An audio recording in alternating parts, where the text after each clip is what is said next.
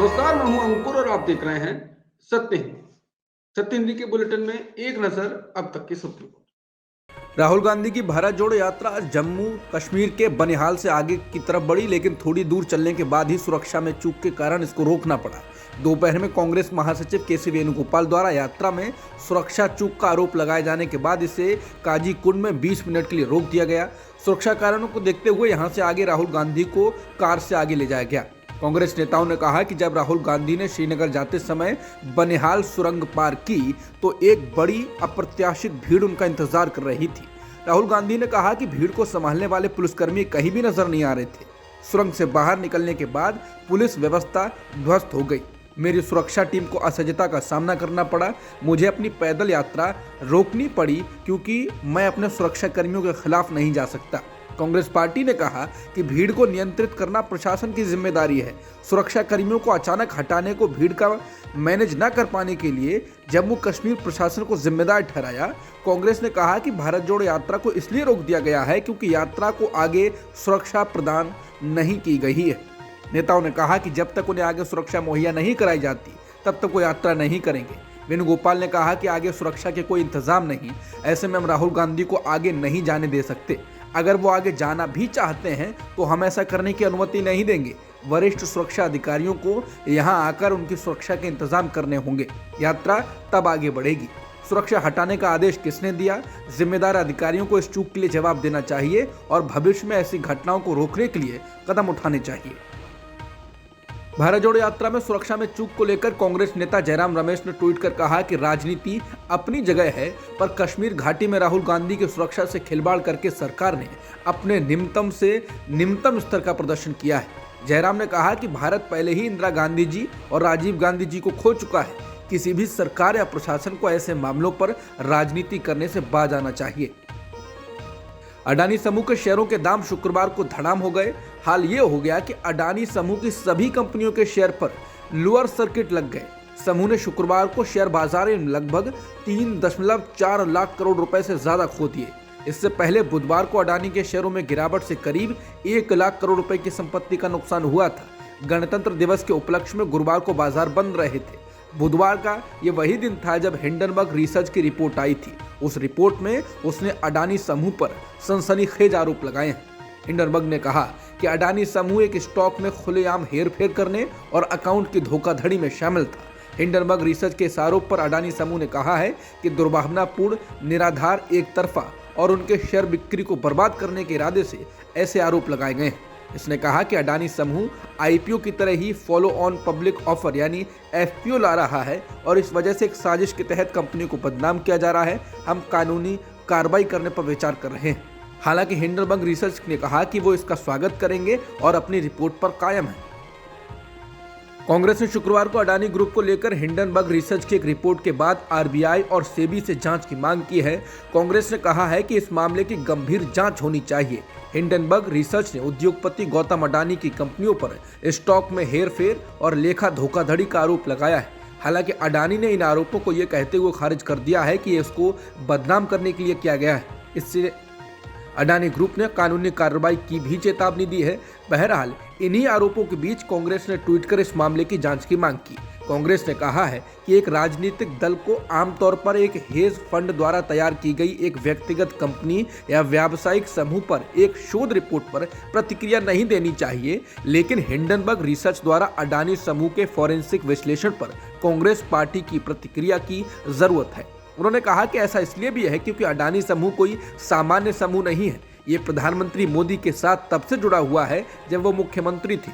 कांग्रेस संचार प्रमुख जयराम रमेश ने बयान में कहा कि इसके अलावा भारतीय जीवन बीमा कंपनी और भारतीय स्टेट बैंक जैसे वित्तीय संस्थानों के अडानी समूह से जुड़ाव का वित्तीय स्थिरता और उन करोड़ों भारतीयों के लिए नेतार्थ है। बता दें कि 2 दिन पहले ही अमेरिका की जानी मानी निवेश शोध फर्म हिंडनबर्ग रिसर्च ने अडानी समूह पर स्टॉक बाजार में हेरफेर करने का एक सनसनीखेज आरोप लगाया है। इसने कहा कि अडानी समूह एक स्टॉक में खुलेआम हेरफेर करने और अकाउंट की धोखाधड़ी में शामिल था।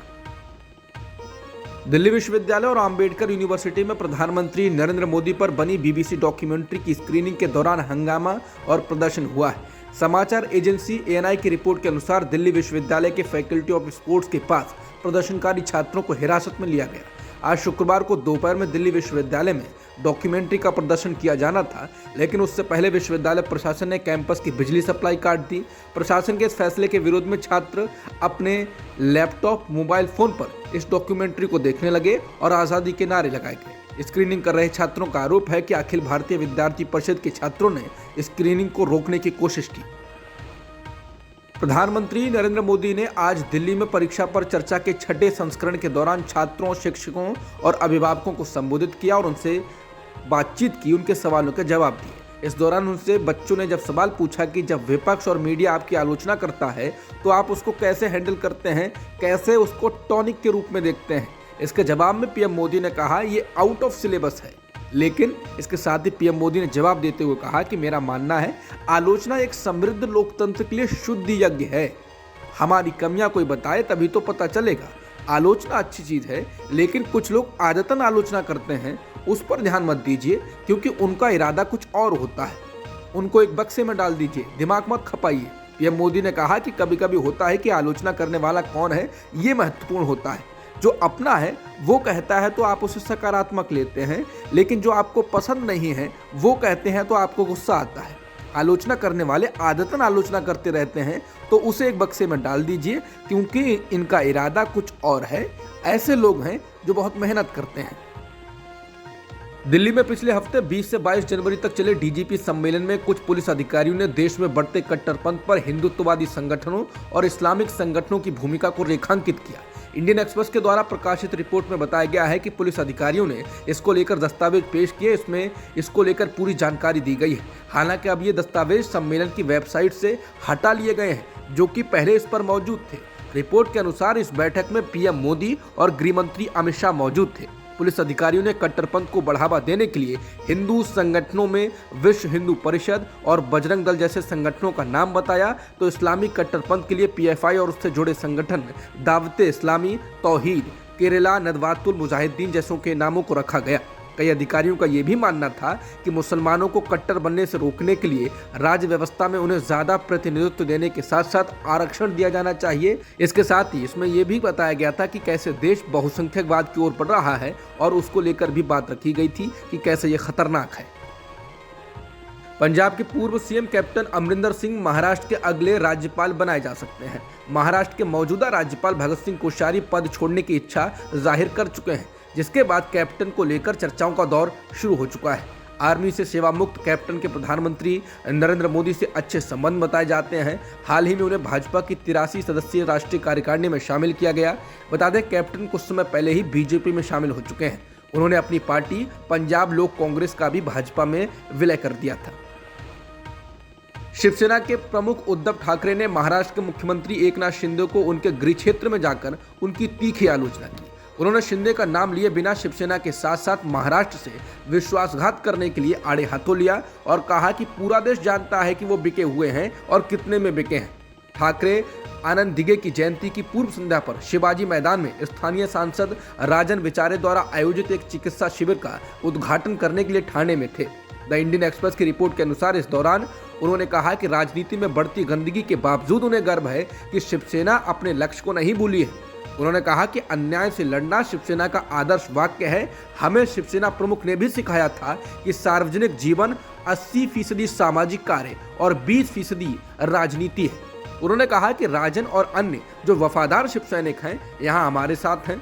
शिंदे धड़े का नाम लिए बिना ठाकरे ने कहा कि हर कोई दूसरों को जानता है जो बिक चुके हैं। उन्होंने कहा कि हम जानते हैं कि उन्हें किस कीमत पर बेचा गया, मुझे आपको यह बताने की जरूरत नहीं। इस दौरान भीड़ से 50 खोखे के नारे भी लगे। ठाकरे ने कहा यह नारा देश के कोने कोने में पहुंच चुका है और शिवसेना में फूट ने न केवल पार्टी बल्कि महाराष्ट्र को भी बदनाम किया है। अब तक की खबरों में इतना ही। बाकी खबरों के लिए बने रह सकते हैं आप सत्य हिंदी के साथ।